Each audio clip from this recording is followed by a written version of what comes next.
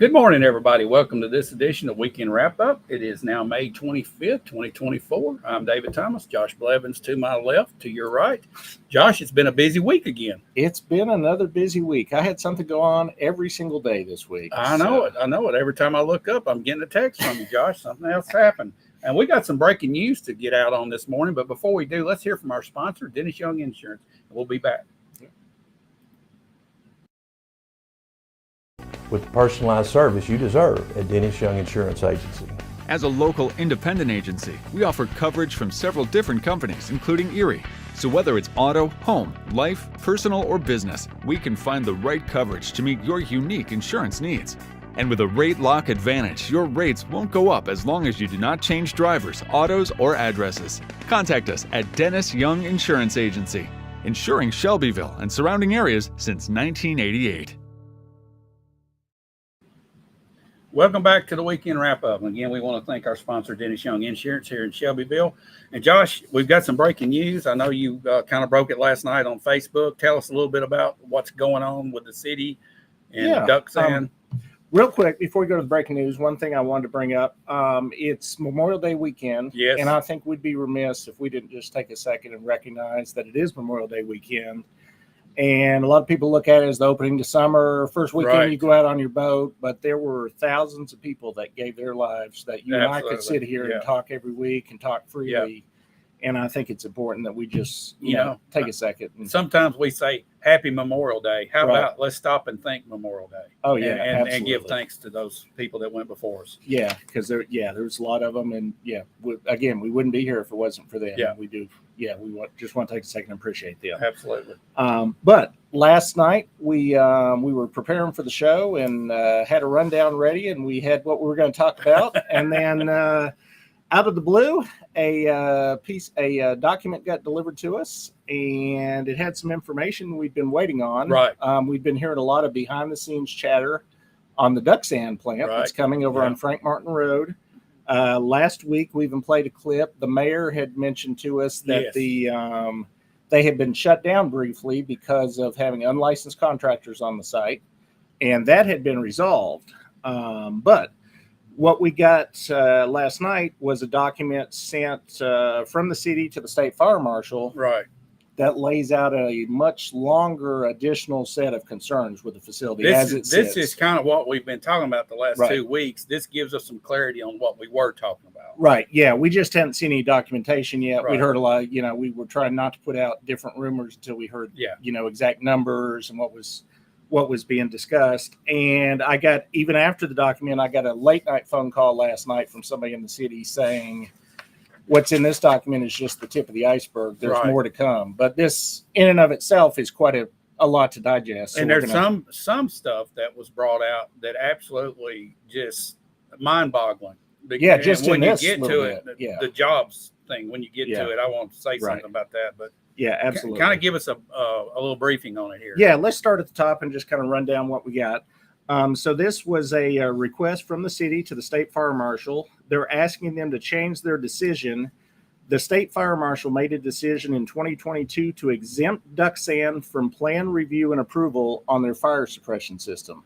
They gave them an initial set of plans, and the state looked at it and said, you know what you're doing. We're not going to need to do anything in depth on your fire suppression system. You got this handled. It's the honor system, basically. There was some review, but it was not the full, the deep dive. But as the city has found out, there's now multiple outstanding issues involving both the interior and the exterior fire suppression and sprinkler system at the facility as it sits. Alterations were made to the original approved plans. Some of those alterations include there was a reduction in the water storage tank from 300,000 to 100,000 gallons. So less water on site if there's a fire. So they're then relying on water obviously coming from the utility system. DOT is now requiring twin axle trailers. So that would be the trucks delivering to the facility.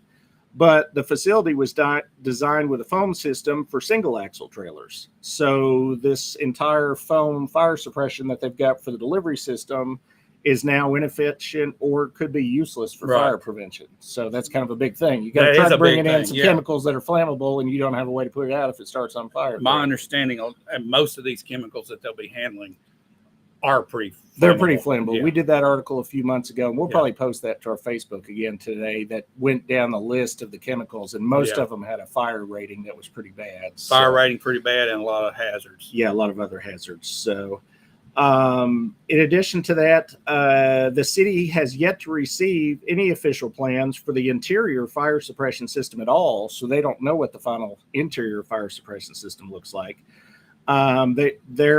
The city's contention is that the exterior fire suppression system has been altered to be less efficient than was in the original plans. And one of the big things, some of those things we just mentioned could be fixed. They could spend money and, alter some of that. Bigger tanks.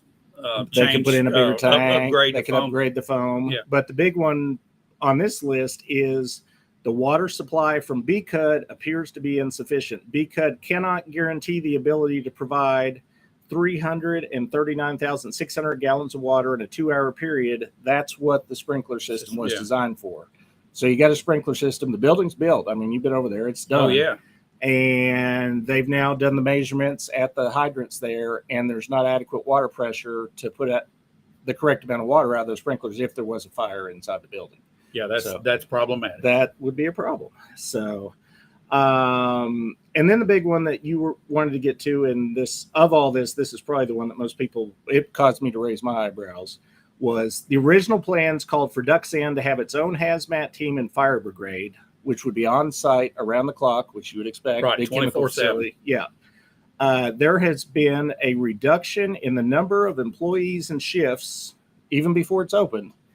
And the city is now being told there will be a maximum of 30 employees working 1 8-hour shift per day and no hazmat or fire response teams on site. Okay. 3 years ago, presentation made. 2.5 years ago, presentation made. 200 jobs. Bringing 200 jobs to get this land for free. I thought it was 100. Well, it came down to 100. Okay, But Project yep. Cardinal Said 200. it was 200. Okay. right.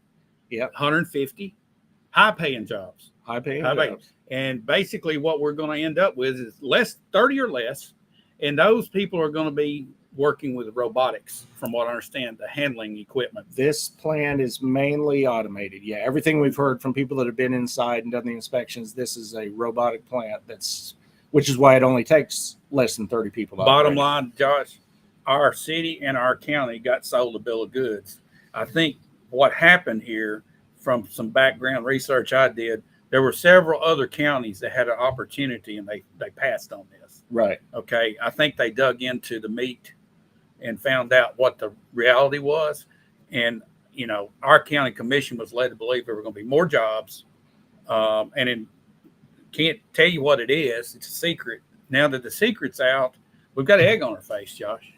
It wasn't the best secret to find out. No, No, you'd like to have a good reveal, and this wasn't the best reveal. Yeah.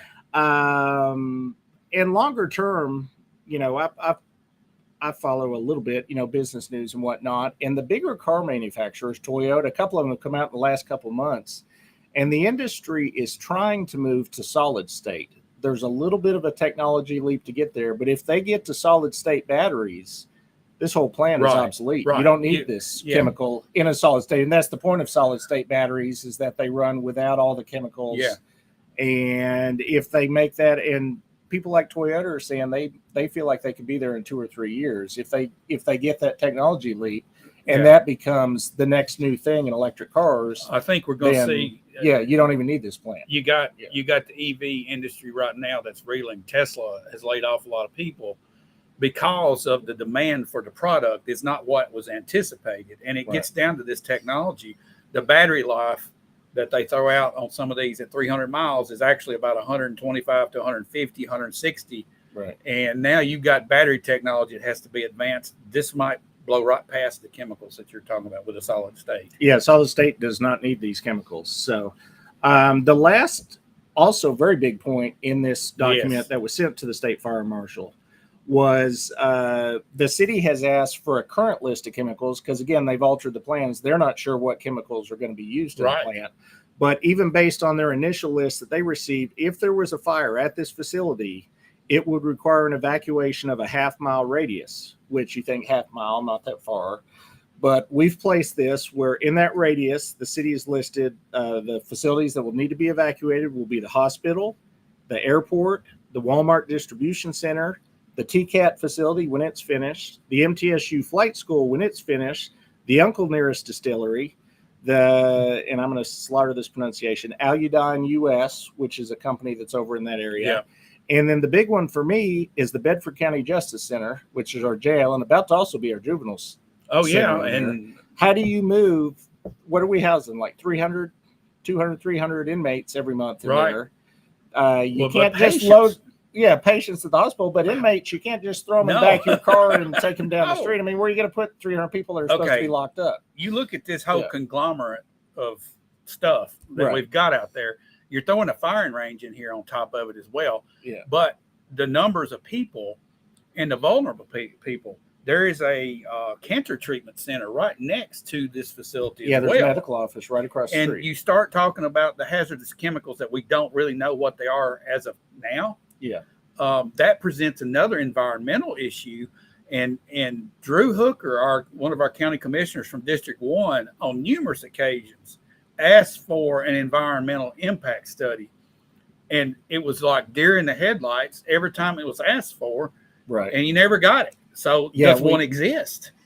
Yeah, I don't know. We found back when that happened again, we've got the article we'll repost. We found 2 state permits, but they involved, it was not an environmental impact study. It was one involved just the construction and the moving of dirt, and it was flood runoff and that type of thing. And the other one did list the chemicals, and it gave them certain, there was VOC requirements they had to meet and stuff, but it was not a full environmental impact study by any long stretch. Yeah. So hopefully one of those exists. If not, there definitely should be one before this place opens. But just from this little bit in this one document, obviously there's a lot of fire issues that really need to be. And then you hadn't even talked about the factor of residential. Right. Because I know that there are some future development plans coming up soon on that corner by Newton Nissan. Yeah. The Harts Chapel Road there, that's on the southern boundary of this property. It's going to fit into that circle probably. It probably will. Yeah, and I think we're about to run sewer across there. So once sewer's in there from the city, that'll increase development in that area. So what about water pressure?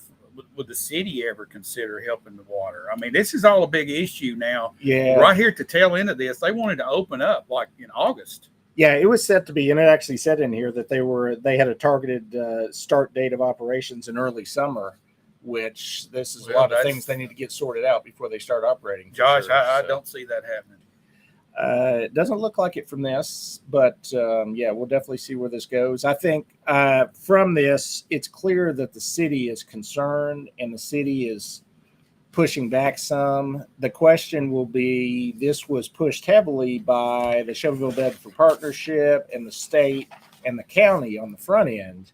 So do they fall in line with the city and say, hey, we want to protect our residents and this and that? Or do they say, hey, we've got this big project out there, we don't want to have egg on our face, let's push it. Honestly, how big is it? It's a great big old building, but you're only going to have 30 employees. If you got 30 people working, or less. Yeah. How much of an economic impact is it going to have on Shelbyville? Honestly, a net impact. It looks like to me the financial impact could be devastating if we had a fire situation and could not handle it properly. Oh, absolutely. So yeah, it's not a good. Yeah, and as we said at the beginning, we've heard this is tip just of the iceberg. There's a lot more still to come on this, so we'll obviously be following it. We'll be looking for any additional documentation we get. We'll put it out there.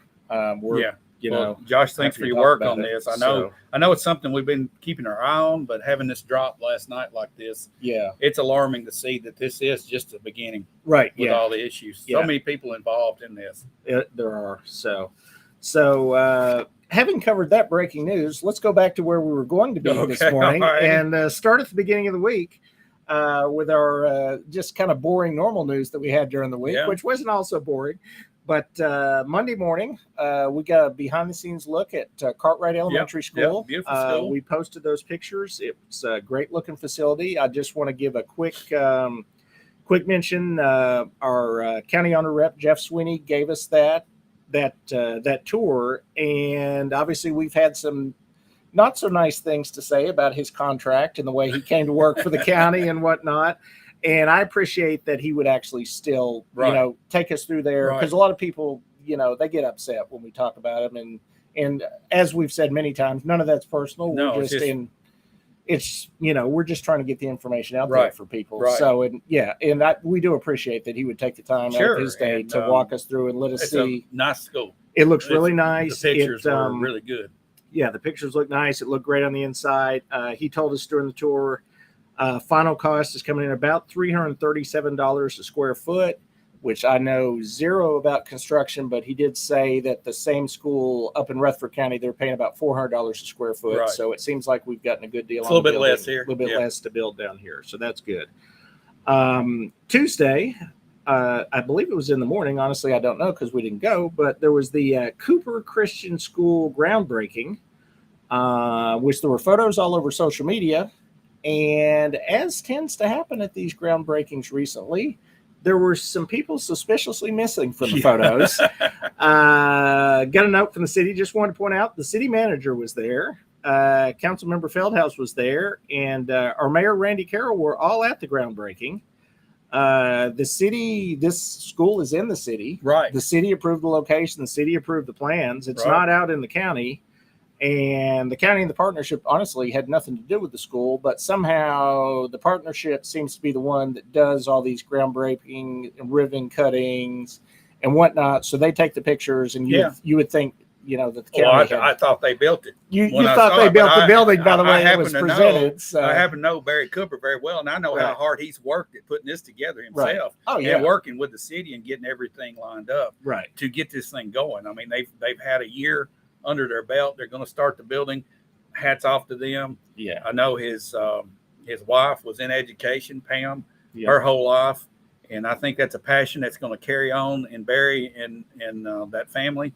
And I look forward to seeing this come up. But it's just I don't like to see people just using it as a photo op, even though we want to get recognition to it. Right. But the recognition goes to Barry and his planning. Oh, and, for sure. and all that. So, Yeah, and it just gets back to this point that we've had, that the partnership and the county and the city, there's just all this friction there. Yeah. It's getting a little, I don't know, it's elementary at this point that you're gonna, pretend like somebody wasn't there, and we're gonna Yeah. cut this person out of a photo and that person out of a photo. I mean, at some point, It's people like need to grow up. junior high. It's like junior high all over again.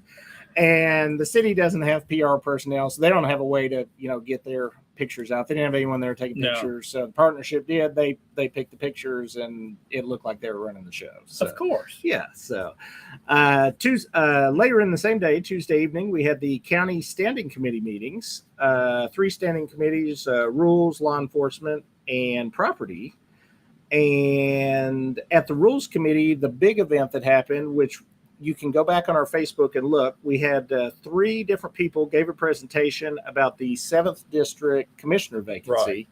We've got Keith Davis, James Ludeman, and Brian Neeren. And at the next county commission meeting, any of the 17 commissioners still on the commission can nominate one of them, or they can nominate anybody that's Right. not even on that list. One important factor I think that people Yeah. need to realize: the representatives that are going to be voting represent you.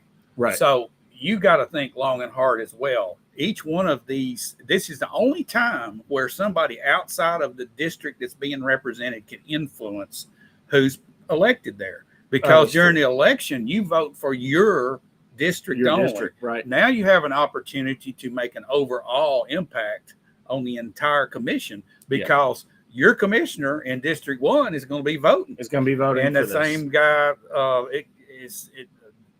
he's going to get a vote from District 5, District 4, District 2, 3. All the districts are going to be electing this. So if you have a particular choice in mind, contact your commissioner and say, please vote for this individual. Absolutely. It's the And only that's- chance it happens this Right. way. And that's why we put the video out there, so you Right. can see these 3 individuals and say, hey, I like what this guy had to say, or this one, or maybe you don't like any of the 3 and you know somebody else that Yeah. lives in that district. And you want to mention to your commissioner, hey, so-and-so that lives in the district would be a good Right. candidate for this position. So it's a county-wide election for one district. For one district. And this person will be in there for 2 years. So Right. this isn't just a, super short term. This Right. They're going to affect Half a 2 term years here. worth of, half a term. So Yeah. But we do want to wish Julie Wells very much success as she makes her move to Florida. To Florida, yeah. She served Bedford County for a number of years here, and we just want to wish her well going forward. Yep, absolutely.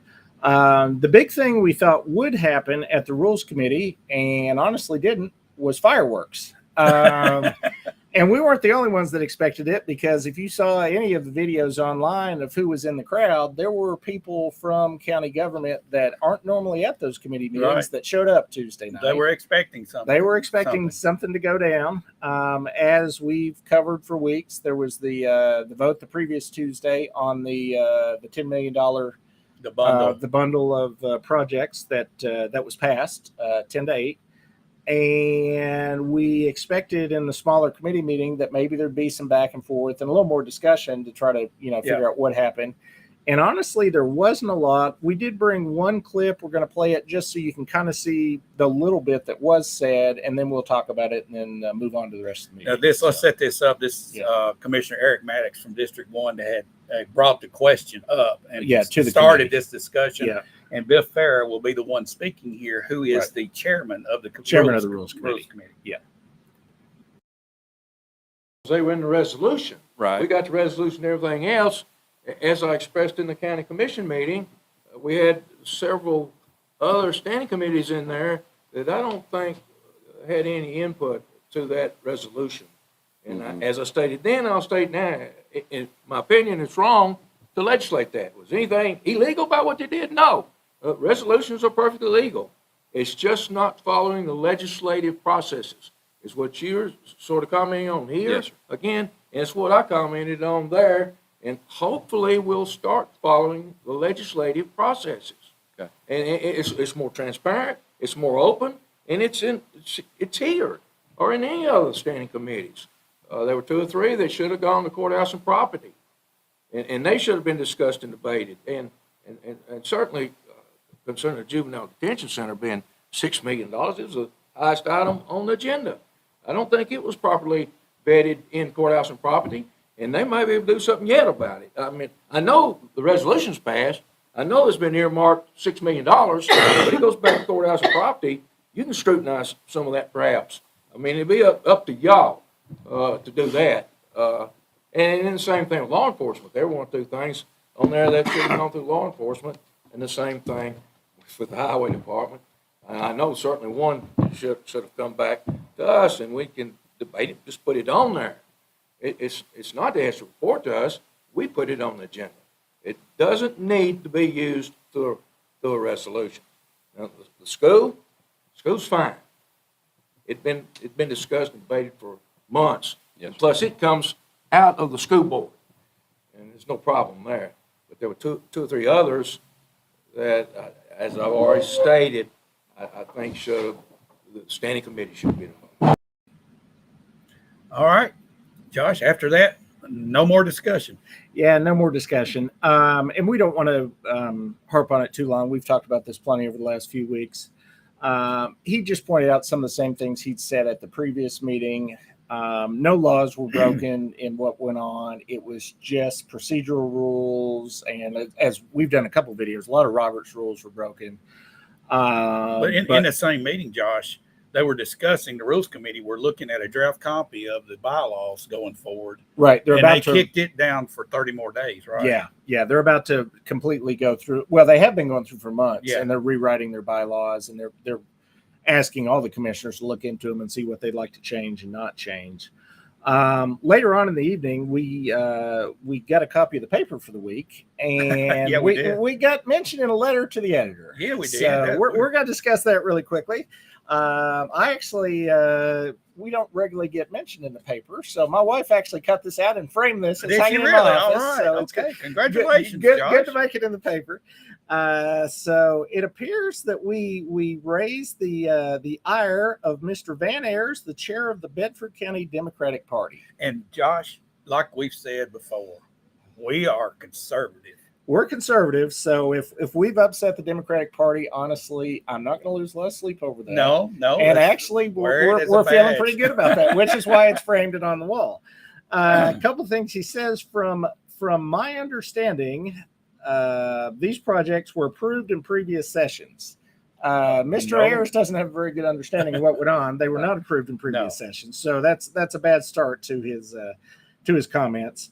And then he felt like a number of the posts that were made on our posts were from people with fake names, throwing fuel on the fire, likely from out of state or even outside the U.S. with agendas of chaos. Yes. So apparently we have foreign interference in Bedford County politics, and he didn't mention it, Josh. He didn't mention what countries can't are help upset about what's going on in Bedford County. Is it the Russians? Is it the Chinese? Could it be North Korea? I'm not sure who North it is. Korea. It could be the North Koreans. It could be Elvis. There's not a lot going on in North Korea. They're worried about Bedford County. I'm going to say, honestly, I have not read every comment that's ever been on our Facebook, but I'm betting we don't have a lot from out of the country. I'll look at it frequently, and I pretty much know them all. They live in Bedford County. They're pretty much from around here. So, yeah, just saying. But the big one, the line of the letter, which got commented on and reposted many times, Mr. Ayers feels like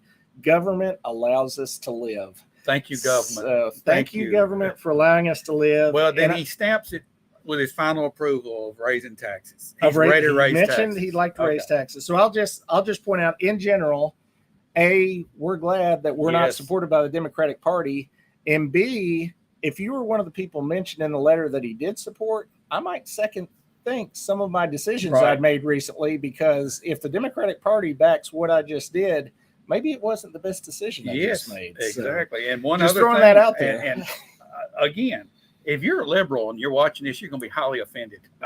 We are going to be very offensive to liberals, and we don't apologize. We don't mean to. It's just who we are, and it's the way we're going to point out nonsense. Typically, liberals come up with a nonsense. Yeah, exactly. So, same meetings Tuesday evening. Just real quick, the law enforcement and property both met. I will say this particular set of standing committee meetings, because of it felt like there was some tension in the room. Yes. There was very little back and forth. The law enforcement committee ran all of 15 minutes. Property committee ran all of 10 minutes. They presented the reports. They asked for questions. There were almost no questions. Hurry up and get out of here. It was hurry up and let's get through this. On the property committee, just briefly, they did mention the workhouse, which is obviously going to become available now that they funded the new surplus building. And they brought in David Coffey, who's a real estate investor, I believe, and asked his position on the building. And all he would say on the record was, he said he would provide a bid on the workhouse if the county surplused it. Right. He didn't throw a figure out. Nobody was willing to put it. And they even made the statement that we would have to publicly do It's got to go out for bid. Right. It's got to go out for bid. So, but the first step to that even is the property committee has to approve the surplusing of it, because right now it's owned by the county and you can't sell it until. And you can't get rid of it till it's empty. Well, you can't do that either. So we and that's been part of our point all along, is that we kind of got the cart before the horse. We've already funded the new building, and we haven't even decided if we're moving out of the old building yet. Yeah, that's smart. Yeah. So moving on to Wednesday, at the I guess this was actually at Cooper Steel Arena, they had the Spring Fun Show sponsors party, and the city is one of the sponsors of the fun show. And the city, people may or may not know, the city funds a lot of these bigger events that come into town. They do. They sponsor. We get hotel, motel money, tax money on people that come and spend the night here in town. And that money specifically is earmarked towards other tourism events. So they then turn around and use that money to sponsor different events. And they sponsored the Spring Fun Show this year, which I'm hearing, you heard numbers of entries are up. Numbers of entries are up. They just need some people over there to watch. And that's an invitation to go watch the horse show. Yeah, go watch the horse show. Tonight's the final night. Tonight is the last night. Starts at 6:00. And just a thank you to the city, they gave up one of their, they got, as a sponsor, they had 4 invitations to this party, and they let us go and attend the party and see what was going on at Cooper Steel Arena. It was really, really nice, and we do appreciate that. So Thursday, we had the City Planning Commission meeting Thursday evening, and we were expecting that to be a big one with the Remington Farms PUD over on the old swing property behind Jostin's. Right. But we found out on Monday that had been deferred. We actually put out a little press release on Monday. Let's review that. The Remington Farms PUD has nothing to do with the Jennings Lane situation. No. I think a lot of people thought that the Confuse the Jennings two. Lane vote that recently stayed at R1 Right. was going to affect the Remington Farms, which it has nothing to do Two with. totally different developers, two totally different pieces So, of property. They're across the street from each Across other. the street, Yeah. one of them was 130 homes, Right. units. This one is 715. 715 units on, and again, I should have brought my acreage. But Okay. I wasn't worried, but about 130 to 150 acres. Right. So this is the big enchilada out there. This is the biggest development under consideration in the city. If it were approved, this would be the biggest development ever approved in the Right. city by a big number. So it's getting kicked down the road just a little bit because of TDOT. Yes, they had a meeting with TDOT the week before it was supposed to come in front of planning, and TDOT is starting to crack down on these big developments that are on a state highway that they actually Right. can have some control over. And they're saying there's, which is unfortunate, there's no money in the TDOT 10-year plan earmarked for Bedford County. Right. So not to say that plan couldn't be adjusted, but as we sit, there's $0 coming to Bedford County in TDOT's 10-year plan. So Yeah. they're looking for ways to get developers to kick in money for improvements on state highways. Yeah. You know, I don't know if you saw it, Josh, but yesterday the governor signed some sort of I don't know if it's executive order or if it's actual bill coming through for grants for rapid growth counties. right. And this could affect Bedford County if we get classified as that. Rutherford County is getting Rutherford a chunk, is, but right, we're currently not. Yeah, we don't follow So our he classification. is looking at that, understanding that if we're going to develop as fast as we are, we're way behind on our infrastructure. He sees that. So, but how long does it take to build an infrastructure to satisfy something like this? Right, and again, this is the big one, but this isn't the only one. There's No, still we've let's got talk another about the other 300 one here. units coming behind Piggly Wiggly, and Yeah. then let's go. Yeah, we'll skip ahead a couple. Well, we'll go down the rundown in order. Oil Express got approved. It's coming 1107 North Main Street, across from the Burger King. It had previously been in an October meeting. This was a final set of approvals. There's 2 houses there. They got to tear down the houses. All right. So this eventually, is it's another one of these quick oil change places. very much like the one we have on Madison Street. Yeah, like that. And then we're actually going to play a little clip here. There was one approved. It's the Gold River Feed Dryer Facility. And I just wanted to, before we play the clip, let me just point out, this planning commission meeting, which happens every month, doesn't get a lot of coverage. No, it gets There no coverage. was no media there except for me. There was Yeah. nobody from the newspaper. It doesn't get live streamed. So if you're not in one of the, I don't even know, there was maybe 25 people in the room. If you're not one of those 25 people, you don't know what went on at that meeting. Right. So there was some discussion there about this facility, which may or may not lead to some questions down the road, but we're going to play the discussion and just talk about it here. real Okay. quick. For the drying process? I don't know that You much know, about stuff? the Tell us more process. about It's gonna be like a poultry house where they use those fans to pull the air through? They have a gas, it's a natural gas fired dryer Okay. facility, so Okay. I can't tell you the nuts and bolts of it. I know there's a very high use of natural gas, so it's a heated process. And odor's not gonna be a problem in that area? That's That you gonna know be of? my question. I can't answer that, but I know Can we get an that- air filtration system? Because what we already got stinks really bad. I just know that it's for that process, it's a specific piece of equipment, but I really can't, I don't know that answer. Mayor Carroll? I'm thinking, Oh, okay, I'm sorry. I thought I wasn't loud enough. okay, I'm thinking. Did we look at that odor situation? We're getting odor complaints from places in the city. Did we ever, environmentally, do they look at that? Yeah, You get a sign off you mean on that? you mean the environmental review? Uh-huh, yeah.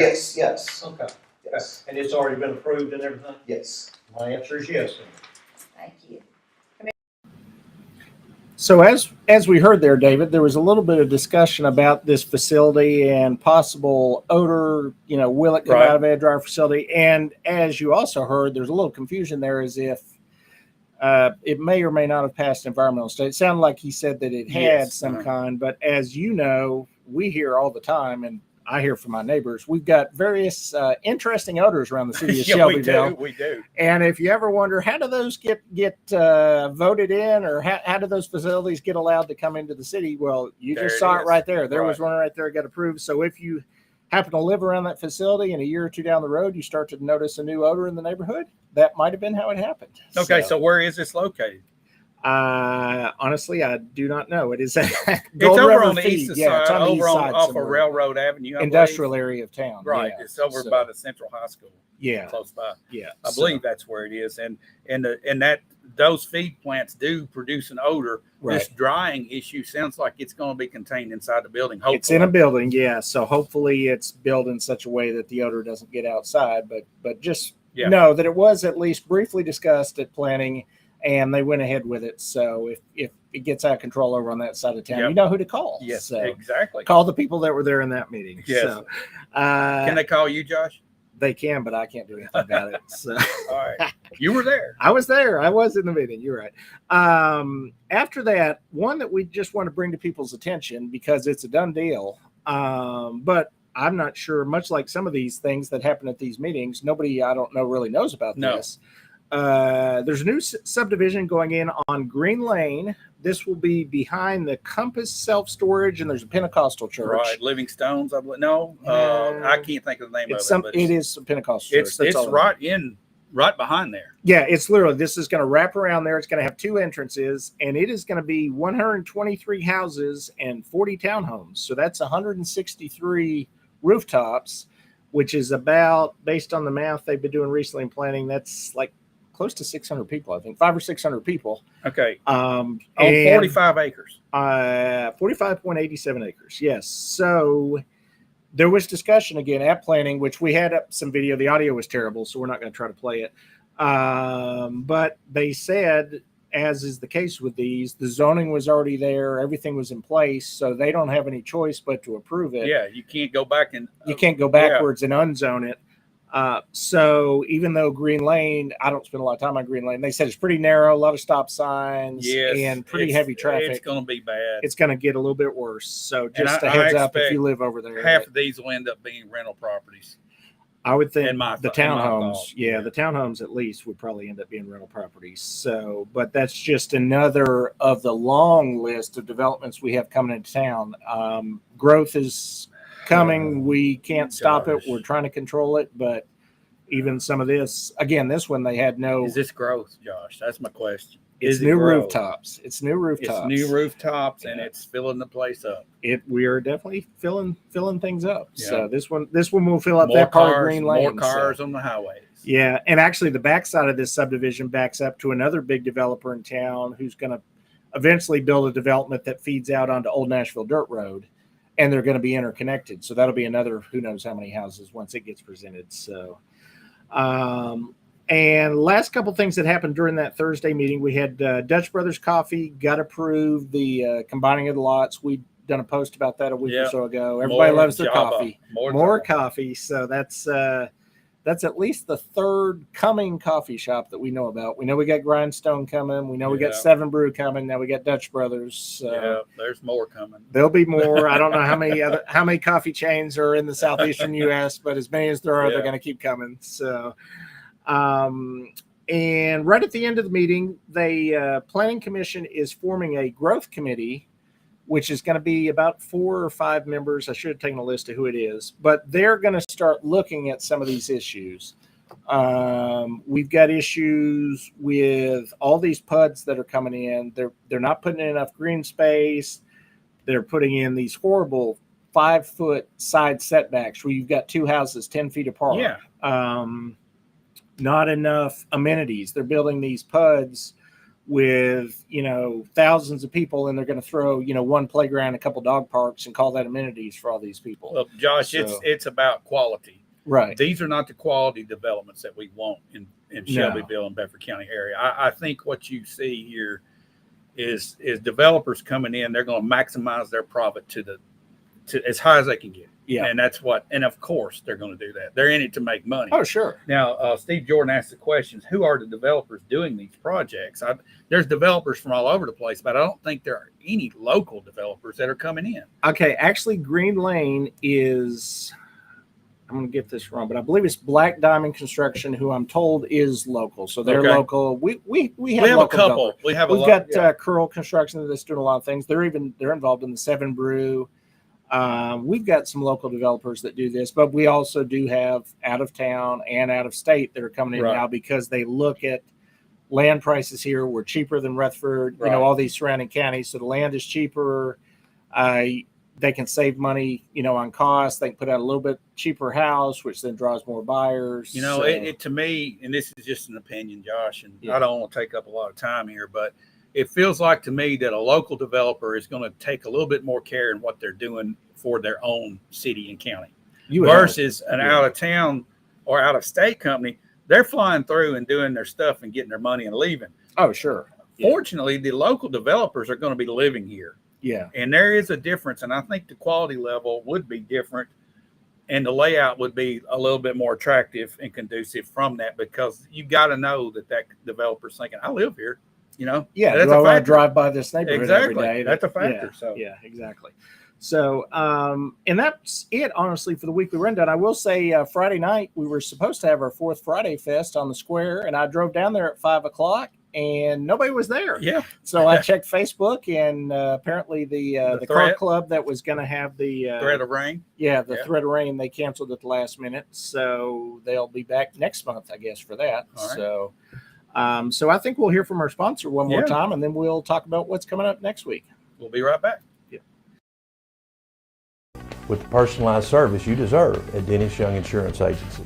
As a local independent agency, we offer coverage from several different companies, including Erie.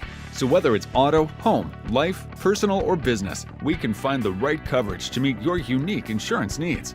And with a rate lock advantage, your rates won't go up as long as you do not change drivers, autos, or addresses. Contact us at Dennis Young Insurance Agency, insuring Shelbyville and surrounding areas since 1988. All right, well, welcome back to the weekend wrap up. Josh, before we get into next week, there was a comment asked about, Mike Bynum asked about whatever became of the water issue being taken out of the river.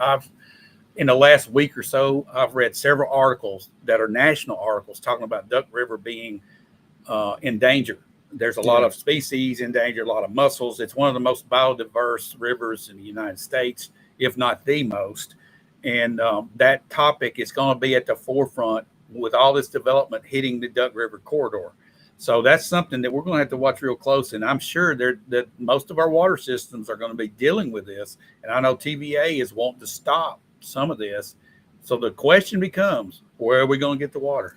Right. It's an ongoing struggle between the environmental issues and then obviously the development issues, because it's not just us. Duck River's a bunch of other communities, some of which are building a lot faster than we are. Even. Right. You've got 274 miles of Duck River, and there's several cities sitting on the Duck. And they're drawing millions of gallons a day. We are, they are, and they all want to increase what they're taking out. So at some point, there's got to be a balancing act between, understand we want to have growth, we want to have development, we want to have people be able to move in, but you can't destroy your natural resources. You destroy your natural resources, you destroy your people, because we rely on those. So you're putting people in jeopardy when you overdo it. And that's what we've got to watch real close. Yeah, absolutely. In the upcoming week, we've only got one really big meeting, city and county. On Tuesday evening at 4:15, we have the Financial Management Committee is meeting. As is often mentioned when we mention the time of financial management, that is a terrible meeting time, 4:15 on a Tuesday evening. Almost nobody can make it to that meeting because most people have jobs. Hey, I'm going to restream it on Shelbyville Now on Facebook, X, YouTube, and the website. Right. And the county will have it on YouTube. But it has been brought up. They actually briefly, I think for a few months, moved it later in the day. And the excuse we got was, hey, nobody showed up later in the day. So why are we wasting our time staying later in the day? We're going to move it back to 4:15 when nobody's going to show up either time. Right. So let's just go back to normal time. The big thing, though, outside of that meeting is they're going to adjourn that, and immediately at 5:00, will be the first of the county budget hearings that is where they're supposed to have the budget book for us for the upcoming budget year. And we're going to start looking at what the budget looks like going forward for the next year. We're going to So be busy, Josh. it's- I'm hearing some things about this, and we're going to be busy. It's a thick book with a lot of pages, and we spend a lot of hours looking at it last year. We'll spend a lot of hours looking at it this year, I'm sure. We've heard already on the front end, and this was all said publicly, that there's not supposed to be any kind of property tax increase on this budget. They're going to fund it with what we have. And as I often make the point when I'm talking to people, we don't need a property tax increase because, in case you forgot, 2 years ago, we raised it 18%. So that wasn't a one-time 18%. That was 18% that year. Forever. That was 18% next year. That was 18% this year.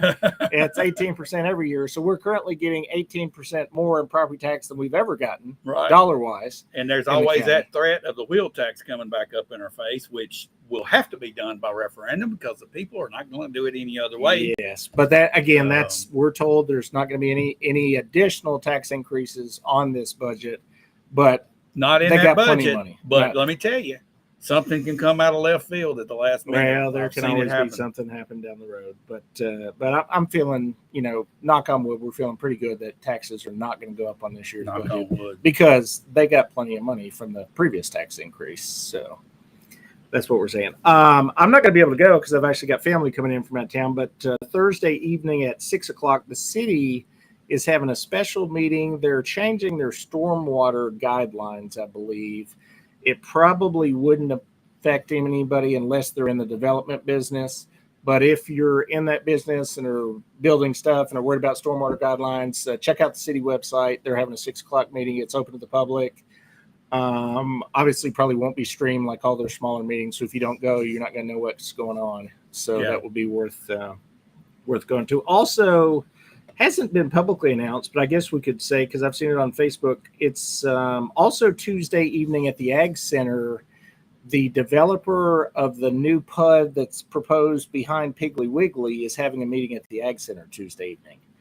I want to say 6:00. I'm not holding the Right. invitation in front of me, but that would be open. If you live in that area, you could go there, and you should have gotten, if you're within a certain radius, you should have gotten a letter in the mail Right. that invited you to that. But even if you weren't, if you were kind of It's over in that open. area and you showed up, it's open to the public. Yeah, it's So open, yeah, it's yeah. at the Ag Center, and they're going to present, which actually we've seen some of that in the pattern book, but they're going to publicly present some of the plans of what they're planning to do over there. Okay, Steve is asking, where is this meeting so people know where to go? And I think you're talking about this particular one.